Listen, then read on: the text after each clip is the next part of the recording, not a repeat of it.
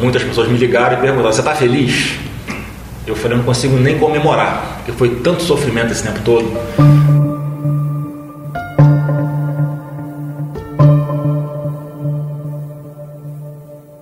Há pouco mais de um mês, a defesa do senador Flávio Bolsonaro comemorava uma grande vitória. A 5ª turma do Superior Tribunal de Justiça havia acatado um recurso do filho do presidente para anular a quebra de sigilo bancário e fiscal do parlamentar. A decisão faz parte das investigações sobre o esquema da rachadinha no gabinete de Flávio quando era deputado estadual no Rio de Janeiro. No maior revés sofrido pelo Ministério Público do Rio, o STJ determinou à época que os investigadores retirassem da apuração todas as informações obtidas a partir da quebra de sigilo de Flávio e outros 94 alvos, entre pessoas e empresas. E eu fico feliz que a justiça tenha sido feita, que a lei tenha sido observada pelos ministros do STJ. Mas a alegria do senador durou pouco. Nesta terça-feira, a mesma 5ª turma do Superior Tribunal de Justiça decidiu negar um recurso da defesa do senador que contestava o compartilhamento de informações do Conselho de Controle de Atividades Financeiras, o COAF, com o Ministério Público do Rio. Os relatórios foram o ponto de partida das investigações, apontando uma série de práticas suspeitas, como depósitos e saques de dinheiros fracionados envolvendo auxiliares do filho 01.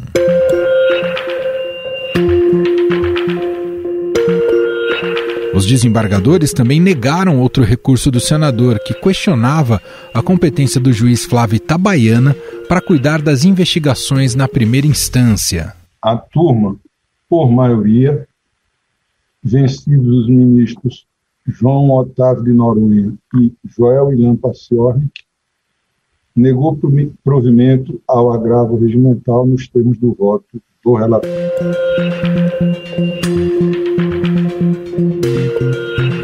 Com o entendimento do STJ, seguem válidos os relatórios do COAF, inclusive aquele revelado pelo Estadão, que identificou movimentação atípica de R$1.200.000 do ex-senador Fabrício Queiroz. Também a 5ª turma hoje concedeu liberdade a Fabrício Queiroz e a mulher dele, Marta Queiroz. Mas eles vão continuar em casa porque vale ainda uma decisão tomada pelo ministro do Supremo Tribunal Federal, Gilmar Mendes, em que foi determinada a prisão domiciliar. Segundo o MP Fluminense, a organização criminosa supostamente comandada por Flávio, na época deputado estadual, desviou mais de R$6 milhões dos cofres da Assembleia Legislativa do Rio. Na edição de hoje do Estadão Notícias, vamos entender melhor essa decisão do STJ e como ela complica a situação de Flávio Bolsonaro. Para trazer essas informações, convidamos o repórter do Estadão, Rafael Moraes Moura, que cobre o judiciário em Brasília, e o repórter do Estadão no Rio de Janeiro, Caio Sartori.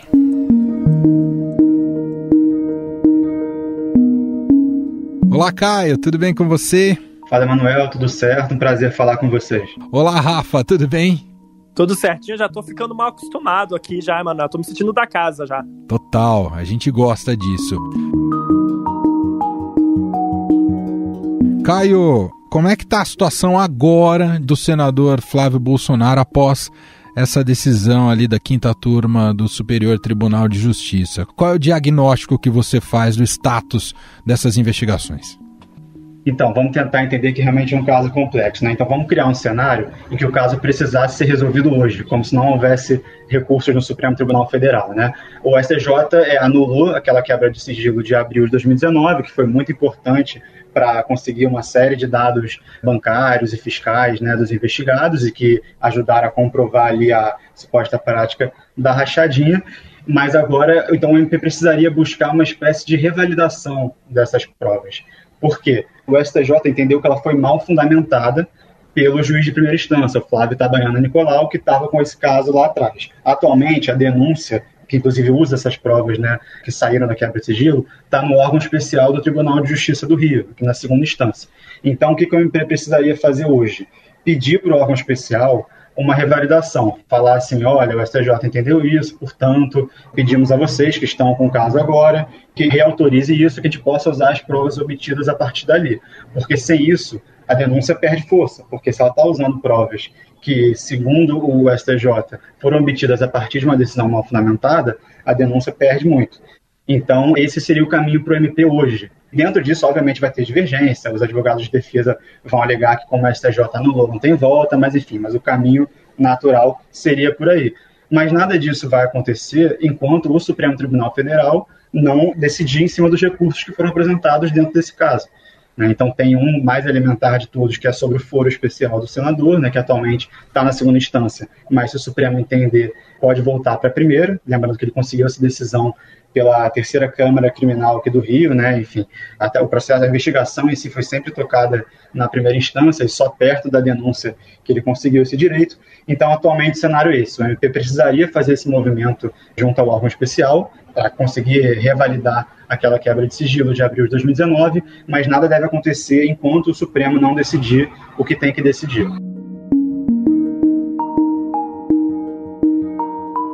Dá pra gente já presumir como é que isso corre lá no Supremo, Rafa?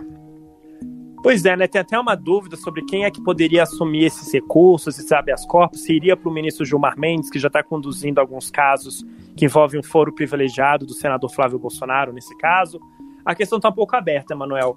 Em tese, a última palavra vai ser do Supremo Tribunal Federal, mas o julgamento do STJ de terça-feira foi muito comemorado pelo Ministério Público do Rio, porque o que a gente tinha até então era tipo um cenário de terra arrasada.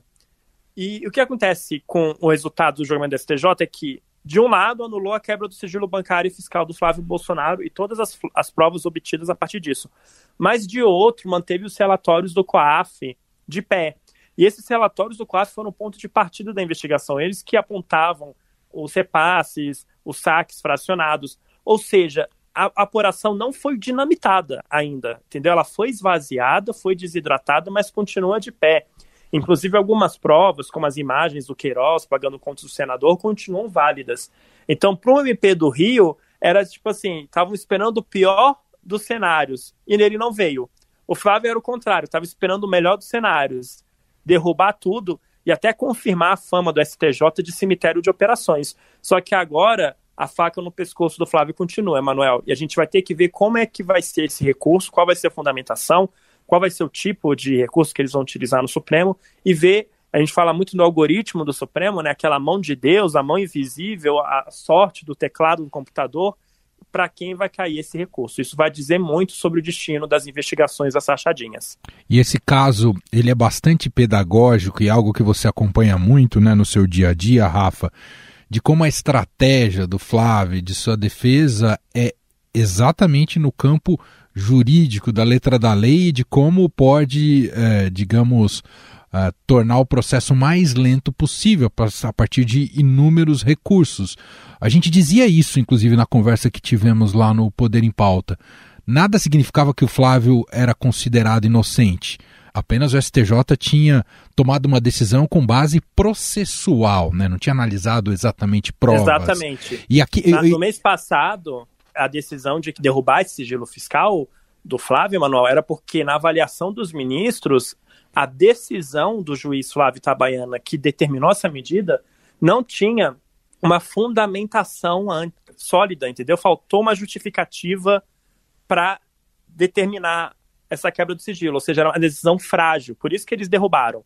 No julgamento de terça-feira, foi outra coisa que eles analisaram. Teve alguma coisa ilegal na comunicação entre COAF e Ministério Público do Rio, e os ministros entenderam não. Então, ainda não chegamos no campo de Flávio ser inocente ou não, e sim se os procedimentos adotados na investigação violaram a lei ou não. E o Flávio, Manuel, como você bem apontou, o tempo todo jogando com o tempo, tentando emperrar a investigação, tentando travar a investigação, trancar. E ele já tinha conseguido antes do Supremo Tribunal Federal, ao longo do ano passado, suspender o caso dele com base na questão do compartilhamento de provas do COAF com o Ministério Público do Rio. Mas ele nunca tinha conseguido dinamitar uma parte da operação como ele conseguiu no STJ com a anulação da quebra do sigilo bancário e fiscal. Bom, o que é importante a gente depreender disso, Caio, as provas colhidas com a quebra de sigilo bancário, elas são muito relevantes nesse caso, é isso, Caio? Exatamente, porque sempre foi a estratégia da defesa, tanto do Flávio quanto do Queiroz, de todos os investigados, tentar paralisar o processo, né, com vários recursos, procurando ali eventuais brechas, né, jurídicas, e tem conseguido, assim, né, lembrando, 2019 teve aquela paralisação por vários meses, por decisão do ministro Dias Toffoli, com base em dados do COAF, enfim, eles conseguem já há quase 2 anos ir paralisando o caso. E por que a estratégia é essa? Porque no mérito é muito difícil vencer essa denúncia. As provas são muito robustas, você tem um rastreamento de celulares, de assessores fantasmas que nunca pisaram na LERJ, você tem uma ex-assessora confessando como é que era o esquema, diversas transações bancárias, saques em espécie, transferências para o Queiroz, que seria operador. Então a grande esperança da defesa é mesmo ir por aí, de confrontar essas eventuais brechas jurídicas, né? Espera-se que com a pressão muito forte da opinião pública, todo mundo conhece o teor desse caso, né? O Rachadinha, esse nome que é muito popular, todo mundo sabe de como funcionava o lance do Queiroz. Então a esperança, né, da acusação é de que, tudo bem, o STJ entendeu que aquela decisão em si, que autorizou a quebra de sigilo, foi mal fundamentada, mas que as provas obtidas a partir dali precisam ser validadas, porque, enfim, tem relevância, né? A gente está falando de um senador, filho do presidente da República, enfim, que elas são importantes.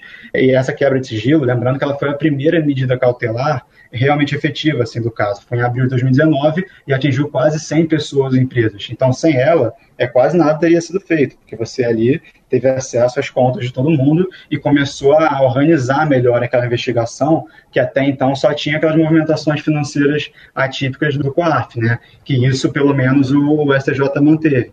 Então, se anulasse o relatório em si do COAF, seria um problema ainda maior. Então, tem uma avaliação de que o STJ, ao manter o relatório do COAF e também a competência do juiz Itabaiana lá atrás, né, quando ainda era o juiz do caso, nas decisões, meio que deu uma sobrevida à investigação. Porque se realmente mexesse no relatório do COAF, seria mais complicado, porque você pegaria do ponto de partida. Como é a quebra de sigilo, que já foi ali um pouco mais para frente, ainda tem essa chance de contornar.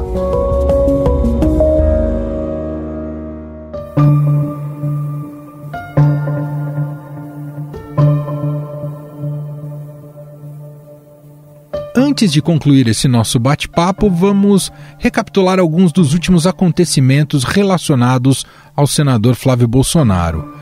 A delicada situação do filho 01 do presidente se agravou após a informação da aquisição de um imóvel no valor de R$6 milhões na capital federal.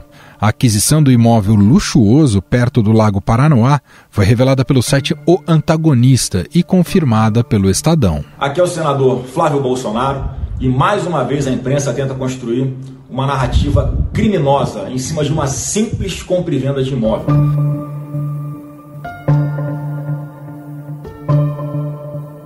O salário bruto de um senador da República é de R$ 33.763, que após os descontos cai para R$ 24.900. Flávio Bolsonaro declarou que financiou cerca de R$ 3 milhões no Banco de Brasília. No entanto, para financiar esse valor, ele consumiria quase todo o ganho líquido como senador. E a maior parte do valor dessa casa está sendo financiada num banco, numa taxa que foi aprovada, conforme o regimento familiar, como qualquer pessoa no Brasil pode fazer.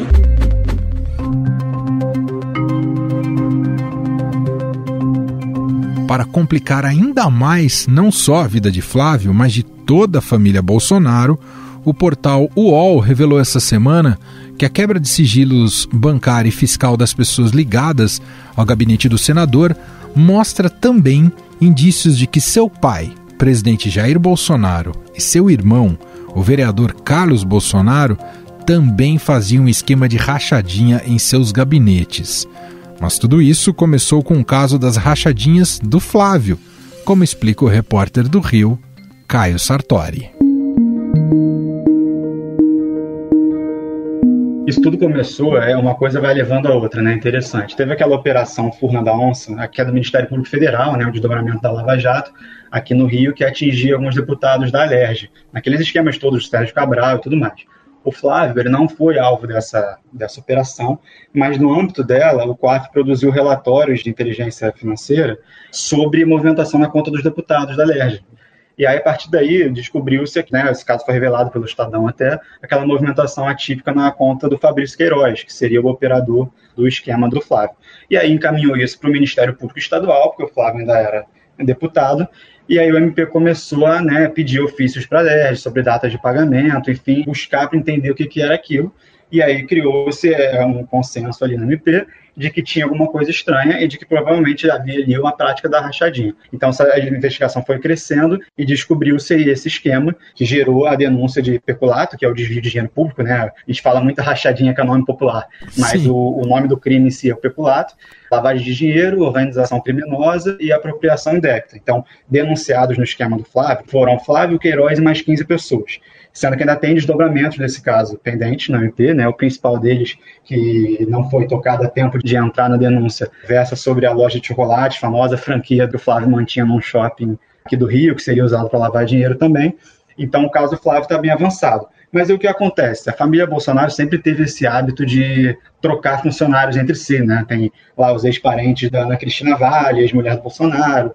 Então, quando você quebra o sigilo de uma pessoa que trabalhava para o Flávio, você vai acabar vendo também a movimentação da conta dela quando ela trabalhava para o Jair ou para o Carlos. Lembrando que o Eduardo ele entrou na vida pública mais tarde, em 2014, então acaba que não entra tanto nessa história. Mas então, ao analisar essa quebra de sigilo, o MP começa a desconfiar de outras movimentações relativas aos outros gabinetes. Então, em 2019 ainda, em julho, a MP também abriu uma investigação sobre o gabinete do Carlos. Inclusive, vale lembrar que a gente, aqui do Estadão no Rio, a gente revelou em setembro do ano passado compras suspeitas de imóveis pelo Carlos Bolsonaro, né? Ele comprou em 2003, quando tinha 20 anos, pagou em dinheiro vivo 150 mil por um imóvel. Tem outro imóvel que ele comprou por preço 70% abaixo do declarado pela prefeitura. Então, assim, essa investigação contra o Carlos também tende a avançar. E aí também entra o Jair Bolsonaro, hoje presidente da República, que foi deputado federal por várias legislaturas. Então, o Portal UOL, por exemplo, publicou anteontem um especial em que uma das matérias mostrava como 4 desses ex-assessores do Flávio, que são investigados pelo MP, também tiveram transações e saques suspeitos quando trabalhavam para o Jair.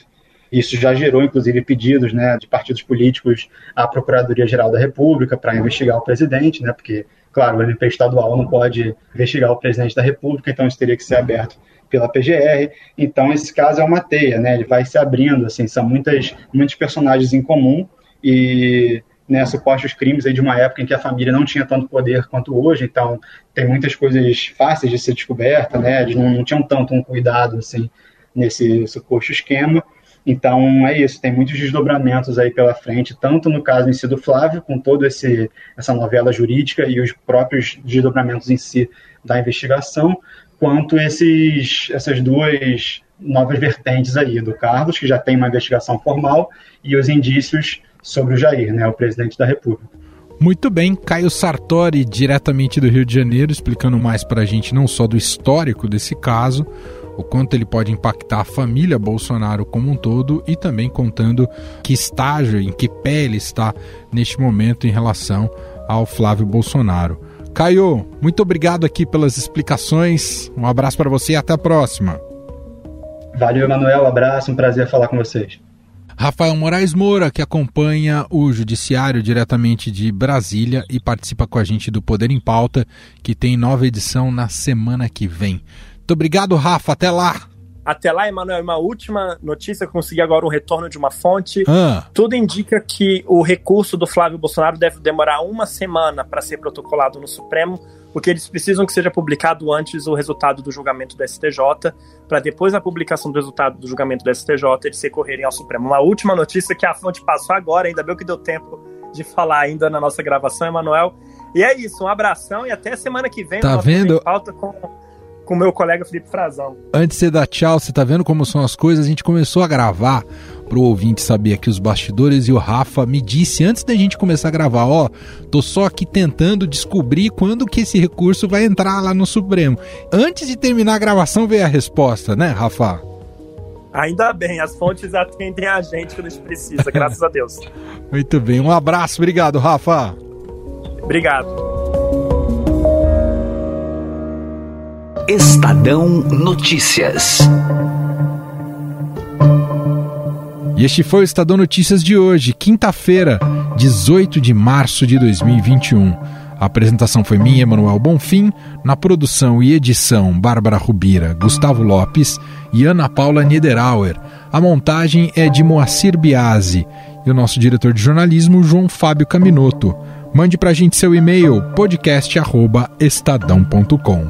Um abraço para você e até mais.